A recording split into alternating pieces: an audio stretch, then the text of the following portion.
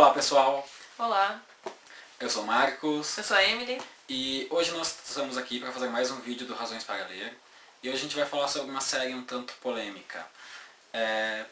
Série Crepúsculo. Primeiro vamos falar um pouquinho sobre a história do livro. A história se passa em Forks, com a Bella, que é a personagem principal, e retrata ela saindo da cidade onde ela mora com a mãe e indo morar com o pai. Uma situação totalmente diferente. E como ela é uma pessoa nova na cidade, ela começa a chamar a atenção das pessoas. E ela começa a se envolver com os colegas, não tanto, porque ela é uma personagem um pouco quieta, uma pessoa na dela. Então ela começa a conhecer as pessoas calmamente. Então ela começa a se envolver com algumas pessoas, outras não. E ela se encanta por uma família muito popular na escola, que são os Cullen. Popular e peculiar. A família rica, bonita e distante, que ninguém consegue ter muito contato. Então existe aquele pequeno mistério que cerca eles e esse pequeno mistério desperta uma certa curiosidade nela e ela vai atrás de descobrir. E a partir desse ponto começa a desenrolar histórias, começam a acontecer romances. Então a partir daí, nos próximos 13 livros, a Crepúsculo e nos outros 13 livros, vão se desenrolando as histórias dos relacionamentos dela com as pessoas. E temos alguns triângulos amorosos, quadrados, duplas. E acontece de tudo, porque é um romance bem romance. Os livros são Crepúsculo, Lua Nova, Eclipse Amanhecer e um pequeno livro que foge não foge da linha principal, ele é fora da série principal. A Breve Segunda Vida de Britânia. Então, vamos primeiro às polêmicas, porque Crepúsculo conseguiu acarretar tanta polêmica que ele ou é amado ou é odiado. Ele não tem meio termo pra quase ninguém, eu acho. Ele dividiu o público jovem e adulto também entre as pessoas que amam ou odeiam essa saga. Poucas pessoas são razoáveis em relação a ela. Um dos primeiros fatores do livro que é mais criticado é a personagem principal, a Bella, que é uma pessoa um tanto sem graça, Apática sem sal. e por aí vai. Ela é muito altruísta. Muito. Intensa nisso. A ponto de ser perigoso. E aí chegamos ao ponto. Por que a Bella é assim? Por que ela é tratada dessa maneira? Porque ela é assim. A pessoa é desse jeito. E não é um grande mistério perceber as pessoas assim, porque existem pessoas assim no mundo. Existem pessoas assim no mundo. São raras, sim. Hoje em dia é cada vez mais raras, porque no mundo que nós vivemos é meio que forçado a interação com os outros. Então é meio difícil ter essas pessoas ainda, mas existem. Mesmo que não seja pro grande público. Sempre tem alguém um pouco mais quieto na dela ou na dele. Só que assim, as pessoas tendem a esconder um pouco isso porque é considerado estranho. E o fato do livro ser narrado por essa personagem, que é tanto apática, altruísta demais, um pouco sem graça até, dá esse caráter a toda a narrativa do livro. Ele fica uma narrativa pouco destemperada, muito...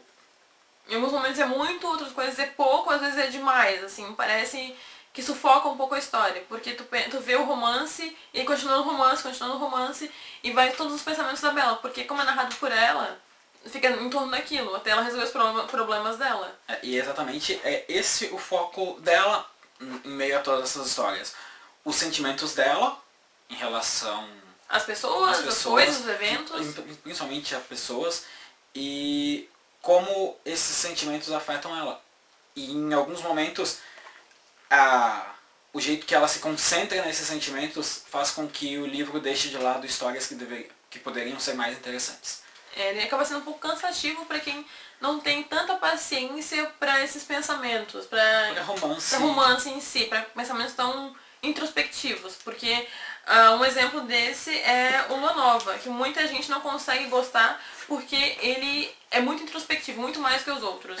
Ela já é uma personagem um pouco distante, e no Lua Nova ela tem um período depressivo, e como o livro é narrado muito dentro dela, fica ainda pior, fica muito fechado, muito arrastado, o que é como ela tá.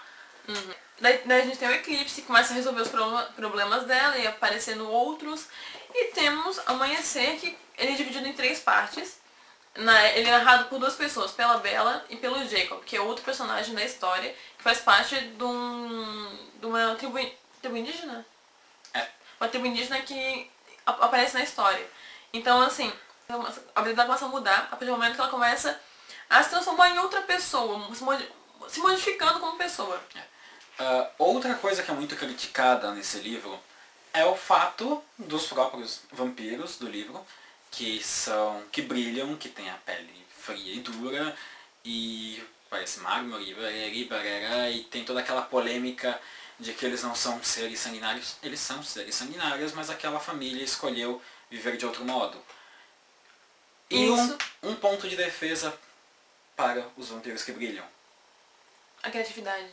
Exatamente. Porque a Stephenie Meyer, ela conseguiu tirar aquele caráter sombrio dos vampiros, tipo, desmistificar eles e trazer eles pra uma coisa mais, não de um adolescente, mas mais jovem, mais atual, para que as pessoas pudessem se relacionar com os vampiros e abrir uma porta para as pessoas lerem Drácula, lerem outros livros em relação a esse assunto, quadrinhos e mangás, que retratam essa história e não tenham tanto medo de ir procurar essa história. E ela realmente inovou, é um ponto a favor dela. Ela pegou algo que já existia e deu uma cara totalmente nova que ninguém esperava. E através dessa roupagem nova, ela também inseriu muitas outras coisas, Ela fez uma composição boa da história. Tem gente que diz que é um horror, que é mal escrito, mas assim, na nossa humilde opinião, a gente compartilha da mesma ideia, de que ela fez um trabalho muito bom em inserindo novos elementos. Ela cita o Morro dos Ventos Uivantes, ela cita Romeu e Julieta, ela cita também muitos compositores de músicas clássicas e faz as pessoas quererem assistir ou ouvir ou saber sobre isso. Muita gente foi atrás de O Morro dos Ventos Uivantes por causa da história retratada no livro, por causa das situações dela. Muita gente, tanto que ganhou várias edições, esse livro que é super antigo, é um clássico. E isso é um ponto a favor dela, porque além de as pessoas lerem os livros dela, foram atrás de outros 2 livros super clássicos e outras coisas. Isso é um trabalho inovador, eu acho, um trabalho bem inovador. É um ponto a favor dela, que ela realmente pesquisou, ela botou referências no livro dela a coisas antigas e fez o pessoal se interessar por essas coisas antigas. Então, sim, existem motivos para ler o livro dela e motivos que tornam esse livro bom. Por exemplo, pode não ser o melhor livro do mundo, claro, existem defeitos, mas existem motivos bons. Tipo? Por exemplo, ela tem os personagens secundários muito fortes. Cada um deles, uma parte deles tem histórias muito boas por trás. Talvez ela não tenha explorado tanto eles. Mas são histórias que valem a pena. Se tu não prestar atenção no romance e começar a focar em histórias paralelas, tu vai gostar bastante do que ela traz das pessoas. E, por exemplo, a história da Rosalie, que sonhava em se casar e se casou e foi violentada e depois voltou para se vingar. Tudo esses detalhezinhos ali tornam a história dela muito interessante. Por outro lado, temos o personagem Edward, que ele é considerado um cara um pouco lento em relação à Bella, ele não toma muitas atitudes. E isso é muito criticado. Mas temos que lembrar que o Edward, ele nasceu em 1901, então ele tem uma criação diferente, a vida dele foi diferente. E ele trouxe isso pra vida dele ao longo do tempo, mesmo em 2000 e tanto, quando ele conhece a Bella.